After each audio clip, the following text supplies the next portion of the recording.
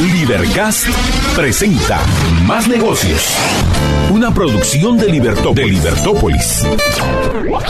Conozca junto a María Dolores Arias, Jorge Jacobs y sus invitados especiales las herramientas más útiles para emprender, mantenerse y alcanzar el éxito en su industria. Muy buenas tardes, bienvenidos a Libertópolis Negocios. Es un gusto estar con todos ustedes arrancando nuestro programa. Estamos enfocados en crear nuestra mejor versión. ¿Cuál es tu mejor versión?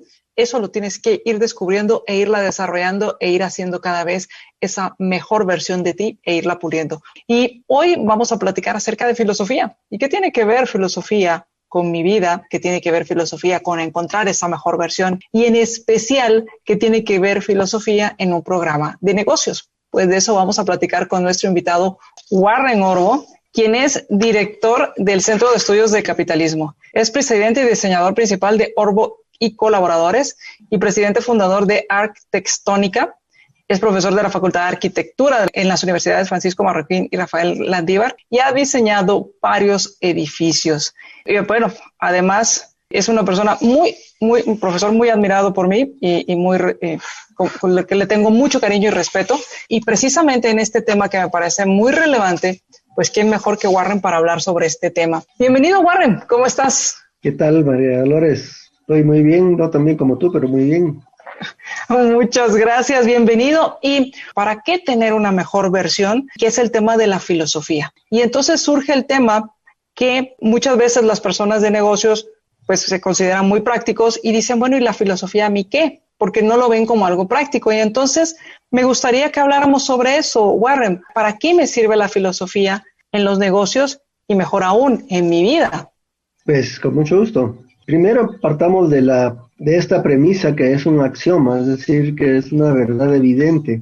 Más que evidente, es omnipresentemente evidente, es decir, solo con que estés viva y veas, te vas a dar cuenta de ella, y es que la acción humana es siempre pensada, es decir, es deliberada. Esa acción es conducta deliberada para alcanzar determinado fin y de buscar medios para alcanzar ese fin, es decir, al ser deliberada quiere decir que es pensada, o dicho de otra manera, la acción humana es siempre racional, pero eso no quiere decir que sea siempre bien razonada. Es decir, uno puede pensar y equivocarse al pensar, o puede no seguir, digamos, una línea de pensamiento lógico que no lleve a consecuencias deseables. Pero el hecho es que, aunque sea eso, uno siempre tiene que actuar en base a ideas que le están sirviendo para determinar su curso de acción. Eso es algo a lo que no te puedes escapar, es decir, eso es inevitable. Lo que sí puedes controlar es qué tipo de ideas vas a tener en tu subconsciente. Si no haces el esfuerzo por controlarla, pues tus ideas te van a llegar por muchas vías. Una, desde luego, va a ser el cine, la televisión, digamos cuando ves series en Netflix, aunque no lo creas, ahí se están manejando ideas filosóficas, visiones del mundo, ideas de qué es bueno y qué es malo, y eso te están bombardeando con esas ideas. Y si no las cuestionas, simple y sencillamente pasan a tu subconsciente y se vuelven parte de tu bagaje, digamos, cultural, y de las ideas que están en lo que llamaba Sherlock Holmes, tu ático cerebral, ahí esperando a ser llamadas para que actúes. Entonces esas ideas que tú estás recibiendo y que también las recibís, algunas en la universidad, otras por amigos en una discusión, van a conformar una visión del mundo que tú vas a tener. Y esa visión del mundo va a crear también lo que se llama una ideología. Ideología es una serie de normas de acción que tú tenés y que todo el mundo tiene. Por eso me da risa cuando los políticos dicen que ellos no tienen ideología, es decir, nadie puede no tener ideología.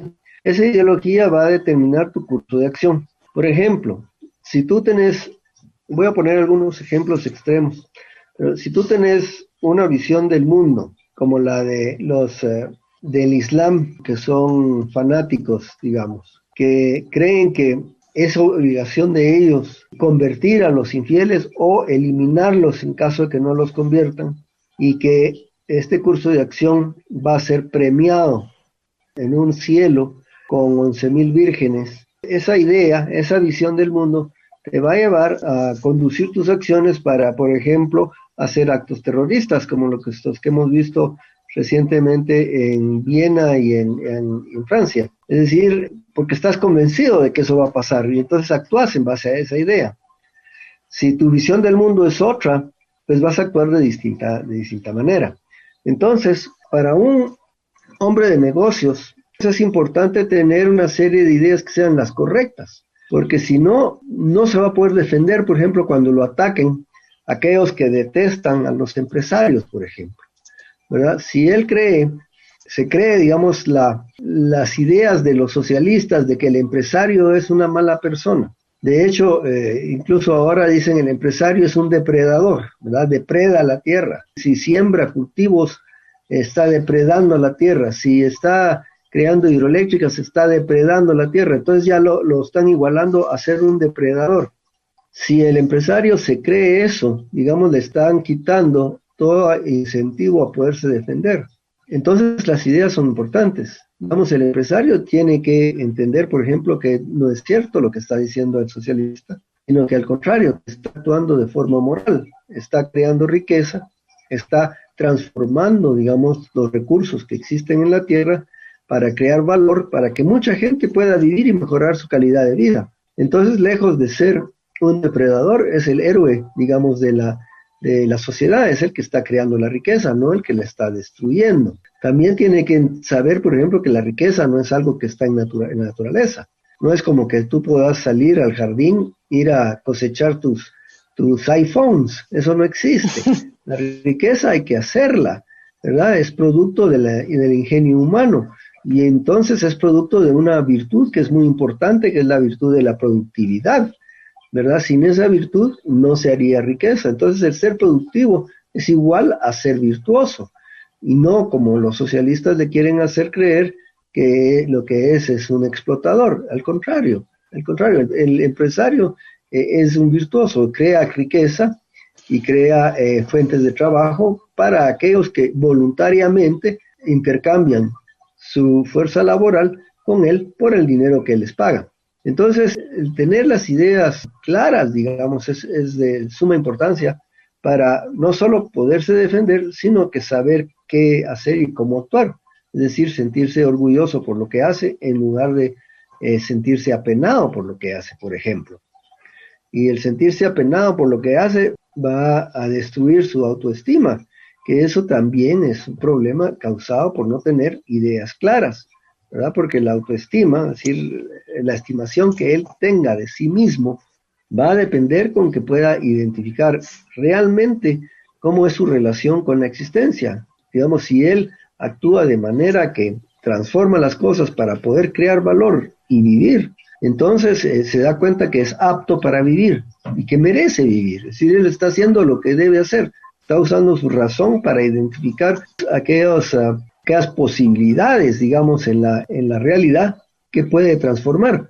Porque esa forma de ver la realidad es una forma que es netamente del hombre, es racional. Es decir, el hombre, el empresario, tiene la peculiaridad de que ve las cosas como así como para.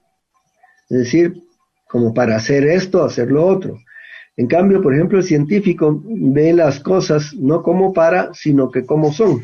Es decir, el científico quiere saber cómo es determinada cosa, digamos, quiere saber cómo es la ley de gravedad, quiere saber cómo se comporta, por ejemplo, los gases. El empresario, viendo cómo se comporta la ley de gravedad, quiere ver cómo puede sacarle a esa ley una productividad y crea una hidroeléctrica, por ejemplo, donde llegando a una caída de agua hace girar unas turbinas y crea energía.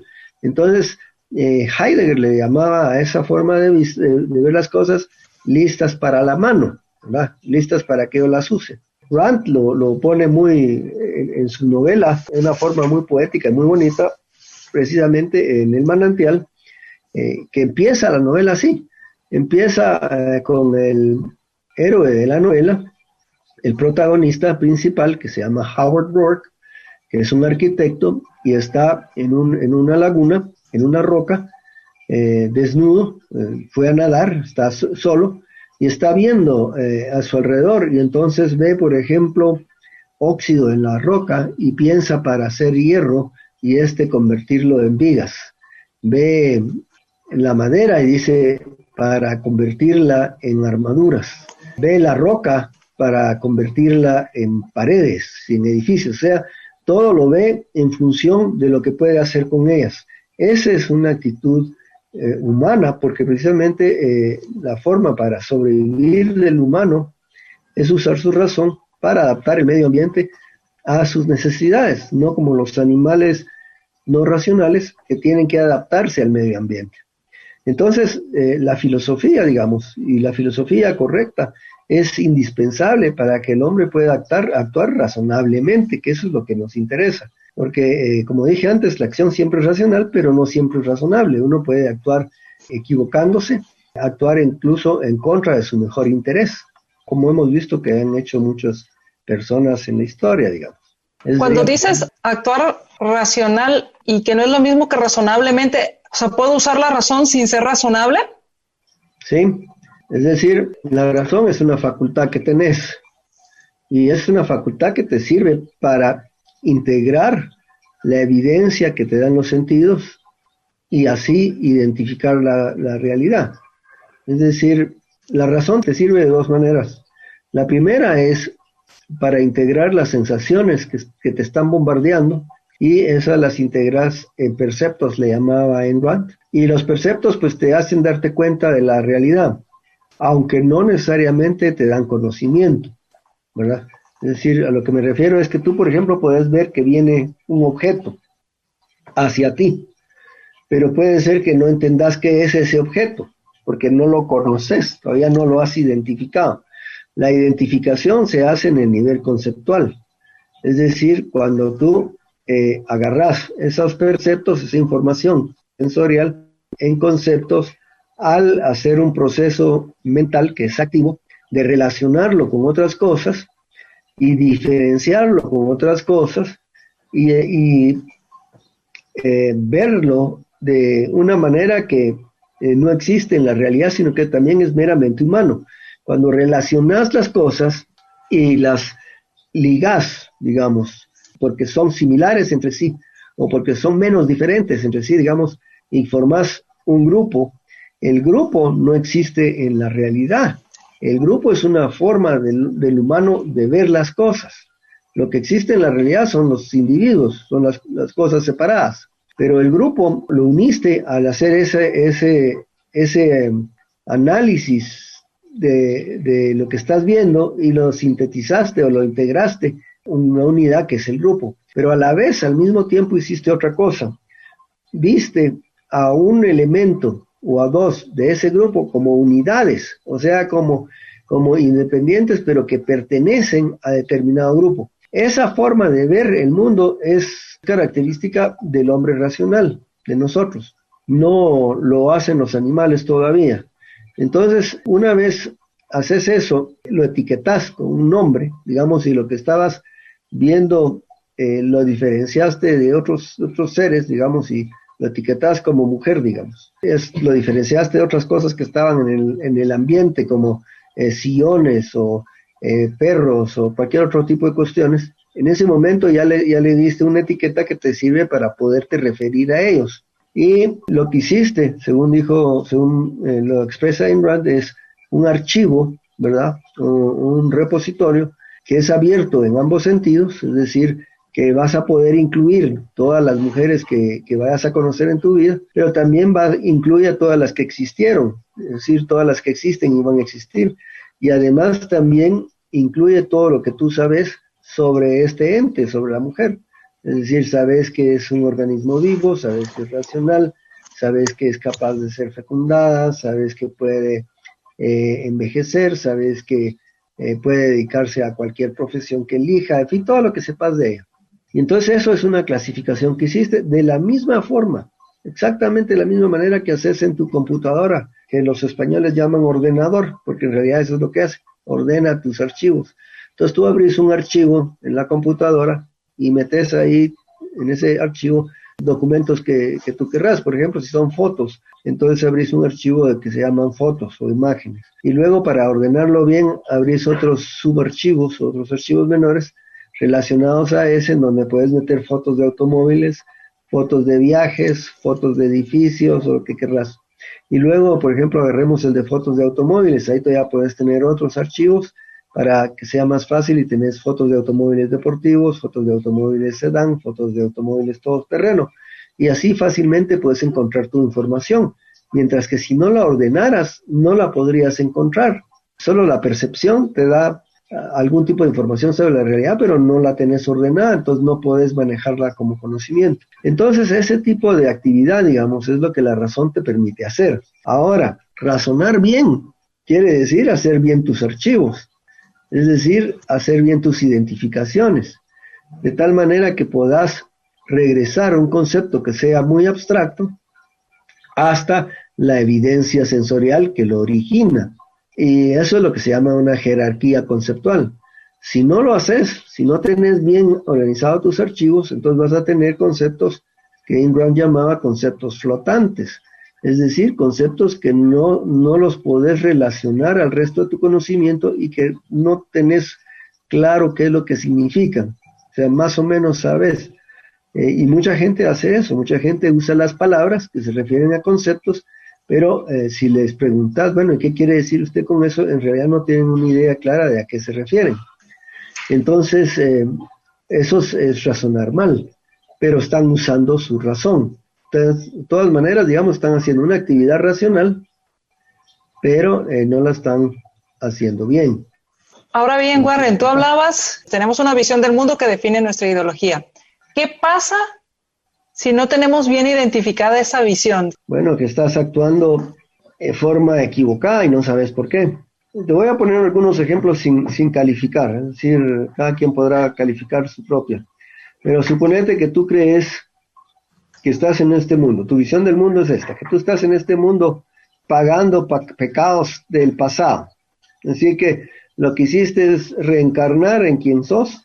Y antes tal vez eras, qué sé yo, una reina, ahora sos una reportera y estás siendo, ya no sos reina porque en la vida pasada no te portaste muy bien y que entonces tenés que pagar ciertos pecados y tenés que comportarte de cierta manera para que tu próxima reencarnación no vayas a reencarnar en cucaracha, digamos, sino que lo vas a reencarnar en reina. Y si crees esto, vas a tratar de buscar cuál es el tipo de conducta correcta para lograr eso. Entonces te vas a encontrar con un tipo de normas éticas que te dicen para lograr eso tenés que despreciar todo en esta vida, no atarte a nada que te dé placer, tenés que precisamente no tener ningunos valores para que no sufras, en fin. Entonces vas a llevar ese tipo de conducta. Pero si no es cierto que puedes reencarnar, si no es cierto que vas a ser reina en otra vida y desperdiciaste esta vida por esa idea, ese peligro es fatal. Es decir, en lugar de haber vivido la vida, la única que tenés, de haber usado el tiempo escaso del que disponés para vivir una vida feliz, pues vas a pasar una vida miserable en base a una idea que es equivocada. Y ese es el peligro. Ese es un caso extremo, pero en casos no tan extremos igual le está sucediendo. Es decir, si tú crees, por ejemplo, porque no has ordenado tus conceptos, que la economía es producto de la voluntad de los políticos y que no obedece a ninguna ley, digamos, natural, y que por tanto los políticos, si quieren, pueden emitir moneda para crear más riqueza, o que pudiera existir, como he oído algunos, una civilización sin moneda, ¿verdad? Y te comportas de acuerdo a esa idea, te vas a llevar la sorpresa de que eso solo conduce a la miseria. Esa idea, digamos, es la que está detrás de regímenes como el de Maduro y la gente que votó por él. Y entonces pasaron de ser una sociedad que era la más rica de Latinoamérica a ser la más pobre de Latinoamérica. ¿Por qué? Porque las ideas eran equivocadas. Es decir, no entendieron que, por ejemplo, la economía no depende de la voluntad del político, que hacer más papel moneda que no tiene respaldo, lo que va a hacer es devaluar la moneda y va a crear escasez. No entienden que, por ejemplo, el sistema de precios que se da en el mercado es el resultado de las acciones voluntarias de los que están participando y que lo que representa es el acuerdo al que llegan las personas para intercambiar determinados bienes. Y eso lo que hace es informar a las demás personas qué bienes quiere más la gente y qué bienes quiere menos. Y eso entonces sirve como incentivo para producir aquello que la gente quiere más y no producir lo que quiere menos. Entonces sirve como un sistema de información. Si no lo entiende la persona y vota por gente que le está diciendo que va a poner precios tope y que va a hacer que todo sea más barato, entonces esa ideología lo va a hundir porque no está identificando la realidad. Entonces, desde luego, ese es el problema. El conocimiento no es automático, no nacemos con él.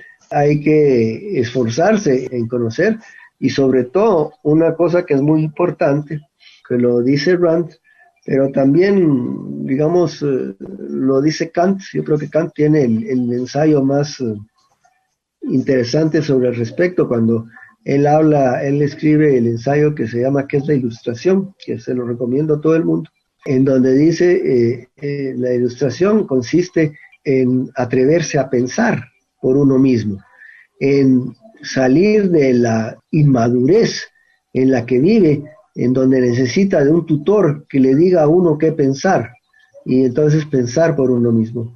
Porque ese es parte del problema. Mucha gente no piensa por sí mismo, solamente sigue lo que otros le dicen, y entonces pues va a ciegas, ¿verdad? Entonces en lugar de tratar de entender cómo funciona el mercado, simplemente sigue lo que le dice un grupo de socialistas, por ejemplo, y cae en el problema de que después quitárselos de encima ya no es posible.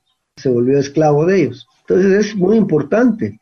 Solo para ilustrarte más esto, en una ocasión en Miami, entre los que habíamos llegado, estaba un gran empresario venezolano. Y comentando la situación de Venezuela, yo le hice ver que el problema que tenían era precisamente que era ideológico. No estaban entendiendo lo que estaba pasando y que no había remedio. Y entonces la respuesta de él fue, no, si esta gente que está gobernando, refiriéndose a Chávez y su pandilla, son bien intencionados, solo hay que explicarles.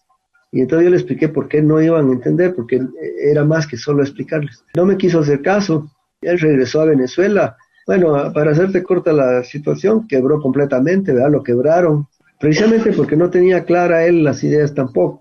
Y entonces ese es el problema. O sea, nosotros como no funcionamos automáticamente y quizás los animales tampoco, pero algo parece que los animales a su manera pues pueden sobrevivir al nivel que sobreviven. Nosotros para sobrevivir tenemos que usar la razón. Y razonar mal quiere decir que nos equivocamos en identificar la realidad. Y si nos equivocamos en identificar la realidad, vamos a actuar en contra de nuestro mejor interés, que es precisamente vivir una buena vida. Si logramos identificar la realidad, entonces vamos a actuar a favor de nuestro mejor interés y entonces vamos a crear una vida humana. Y por eso no es lo mismo, digamos, usar la razón que usarla bien. Hablaste y dijiste, el conocimiento no es automático, hay que esforzarse para adquirir este conocimiento. Pasa lo mismo con el ser feliz, el vivir una buena vida en este planeta, en esta tierra, si tampoco es automático. Y entonces te preguntaba, bueno, la felicidad tampoco es automática y debemos esforzarnos para alcanzarla. ¿Cómo? Yo sé que no podemos garantizarnos, pero ¿cómo podemos aspirar a una buena vida, a vivir bien? Me manda un mensaje, Freud Kashler, y me dice, la sociedad vive bajo pánico económico. Creen que no tienen derecho a la riqueza. Hablemos también de estos temas, porque pareciera, y se lo tragan mucho, los empresarios exitosos que tienen que devolverle algo a la sociedad como si se la hubieran quitado. Ese es el primer punto. En lugar de entender que si son filántropos, que si tienen fundaciones, es porque también les genera, pues, o lo hacen porque quieren, no es por un deber moral, por así decirlo. Como que se tragan la historia que deben devolver algo a la sociedad. Y también me gustaría que habláramos sobre el tema del sacrificio y el costo de oportunidad. Nos han vendido mucho el tema del sacrificio, pero poco entendemos lo que implica el sacrificio y cómo esto puede afectar a tener una buena vida, Warren. Vamos por partes. El conocimiento no es automático porque es conocimiento conceptual. Es decir, es producto de la actividad de nuestra mente.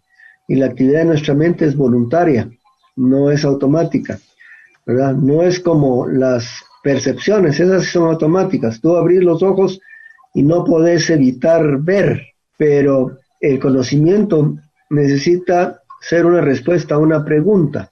Por ejemplo, tú ves, digamos, una pregunta que suelo hacer yo en la universidad, es a todos los estudiantes que todos los días llegan a la universidad y todos los días suben por las gradas y les pregunto cuántas gradas hay entre piso y piso. ¿Por qué? Porque las ven todos los días, pero no preguntan, no observan. El observar quiere decir hacerse una pregunta. Por ejemplo, ¿cuántas gradas hay de un nivel a otro? Contarlas, y en ese momento la convirtieron en conocimiento, ¿verdad? Entonces el conocimiento obedece a esa actividad mental de preguntarse cómo son las cosas y ordenar nuestras percepciones, primero en conceptos que serían conceptos de primer nivel, o sea, que se refiere a los concretos, y después esos mismos conceptos en conceptos más abstractos, que serían conceptos de nivel superior. Por ejemplo, yo te puse el concepto de mujer como concepto de primer nivel, pero cuando hablo de concepto de animal, digamos, ese es el nivel superior, porque yo a la mujer sí me puedo hacer una imagen concreta de la mujer. Sí puedo pensar en una escultura que sea la imagen de todas las mujeres, pero del animal no, porque los animales son mucho más variados, entonces ahí ya se vuelve completamente abstracto. Ahora, si el conocimiento es voluntario, pues la felicidad es un fin que todo el mundo persigue, pero que tiene que determinarse cuál es ese fin, qué es lo que te va a hacer feliz. Entonces, si entendés que la vida es tiempo, ¿verdad? Y es un tiempo limitado, tú tenés que establecerte un propósito, es decir, el propósito de qué vas a hacer con ese tiempo. Y ese propósito debe servir a lo que te va a hacer vivir una vida placentera, ser feliz. Eso consiste en pensar a largo plazo. Y una vez uno establece su propósito a largo plazo, todos los valores que va a tener van a estar en función de ese propósito. Por ejemplo, si mi propósito, yo pensé que la arquitectura era una pasión, que algo que me iba a dar felicidad hacer. Entonces, digamos, libros que quiero comprar son de arquitectura o de ingeniería. Revistas que quiero ver son de arquitectura o de ingeniería. Fotos que quiero coleccionar son de arquitectura o de ingeniería. No colecciono de otra cosa. Yo no colecciono libros o revistas médicas, porque eso no es algo que me interesa ni obedece a mi propósito. Entonces, en cambio, el que elige ser médico va a tener colección de revistas médicas, pero no de arquitectura, y en fin. Entonces, eso va a determinar cuál es el propósito.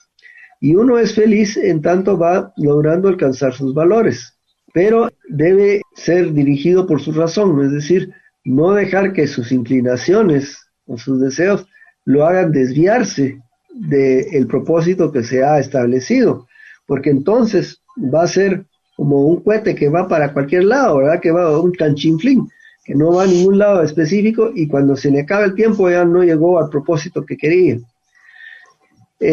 Y eso pues nos lleva al otro punto, es decir, para alcanzar el fin que estás buscando, hay cosas que debes elegir y cosas que no, entre todas las opciones que se te presentan. Y aquellas que no elegís se llama costo de oportunidad. Es decir, es lo que no escogiste por elegir lo que considerabas que te iba a servir mejor como medio para alcanzar tu fin. Por ejemplo, si tú estás estudiando en la maestría de filosofía y tenés examen el día sábado, pues tenés la opción, por ejemplo, de repasar tus notas el viernes por la noche o de ir al cine con tus amigos a ver, qué sé yo, la película de Sherlock Holmes, digamos. Entonces tú tenés que pensar ahí qué es lo que es más conveniente. Y si decidís que lo más conveniente es estudiar, porque necesitas tener una buena nota para seguir con tus estudios con buenas notas, entonces decidís eso, y tu costo de oportunidad es no ir al cine con tus amigos esa noche. La gente a eso le gusta llamarle sacrificio, me sacrifiqué por tal cosa, pero eso no es un sacrificio, eso se llama costo de oportunidad. Es decir, quiere decir que lo que elegiste te rinde más beneficio que lo que dejaste de elegir, ¿verdad? El costo por lo que estás consiguiendo es lo que dejaste de hacer. A mí me gusta también mencionarle a los estudiantes este ejemplo porque nunca se les olvida. Les digo, cuando ustedes tienen una novia y la novia los cambia por otro con el que ellas están más felices, pues ustedes lo que pasaron a hacer es el costo de oportunidad, ¿verdad? Lo que dejó de usar. Ahora, un sacrificio lo que hace es invierte la relación de costo-beneficio. Es decir, es cuando tú, en lugar de escoger lo que más te beneficia, escoges lo que te perjudica. Eso es un sacrificio, ¿verdad? Y entonces el sacrificio se ha institucionalizado en muchos lugares porque los sistemas políticos principalmente que rigen ahí no respetan al hombre, como persona. No entienden que la persona o el hombre es un fin en sí mismo, que las acciones que el hombre hace o debe hacer deben ser para mantenerse con vida y para ser feliz. Él mismo, él es un fin en sí mismo.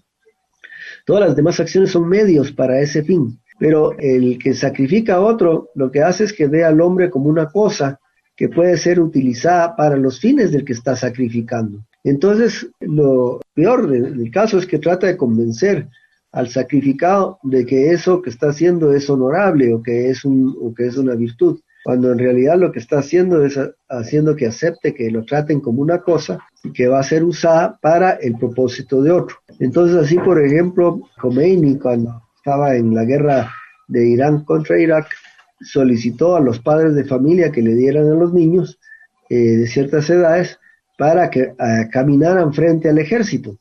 Y la razón de esto era para que los niños explotaran las minas y fueran limpiando el camino para el ejército. O sea, ellos no tenían utilidad como combatientes, pero sí como limpiadores de minas. Y eso es sacrificar a las personas, eso es usarlas y no tener ningún amor por ellas, ni ningún respeto por su dignidad, sino que usarlas como cosas, ¿verdad? Matarlas solo para que limpien y, según él, así ganar la guerra. Cuando Chávez estaba hablando en contra de los ricos, que ser rico es malo y que hay que sacrificarnos por el futuro del socialismo del siglo XXI, lo que está haciendo es usando a la gente como cosas, precisamente para él enriquecerse y su pandilla. Entonces el sacrificio, en la elección del sacrificio siempre hay un pierde, es decir, no es un gana-gana, sino es un gana-pierde. El que te sacrifica gana y tú perdés y te sacrificaron. El mejor ejemplo, y en realidad ese es un ejemplo muy verdadero y real, es el de la doncella que sacrificaban los antiguos habitantes de estas países, pero no eran países, digamos, de los mayas o los aztecas, que para supuestamente sobre un día doncella y la mataban. Digamos, ella no tiene nada que ganar, ella está perdiendo todo. El que gana es el que la sacrifica. Mientras que en el caso de costo de oportunidad, el que gana es el que está eligiendo aquello que tiene más valor y dejando de elegir lo que tiene menos valor. Así que son dos conceptos totalmente distintos. Y si no los diferenciamos, entonces nos podemos tragar la idea de que hay que hacer sacrificios y entonces en una ocasión me toca a mí, en otra hay que sacrificar a otro y entonces vamos viendo cómo se sacrifican. Lo que buscamos entonces entendemos que en el juego es cómo me zafo de los sacrificios y busco que se sacrifiquen otros. Claro, y eso es muy peligroso porque eso, digamos, lo que hace es destruye las sociedades. Precisamente el concepto de derechos individuales, es reconocer que cada hombre es un fin en sí mismo, que no es alguien al que vas a usar para tus propios fines. Y entonces ahora está muy de moda que grupos busquen excusas para sacrificar a otros. Digamos, uno que recientemente se ha estado hablando es el grupo que con la excusa de protección del medio ambiente quieren sacrificar a empresarios que quieren hacer una urbanización y lo que pretenden es violar su derecho de propiedad.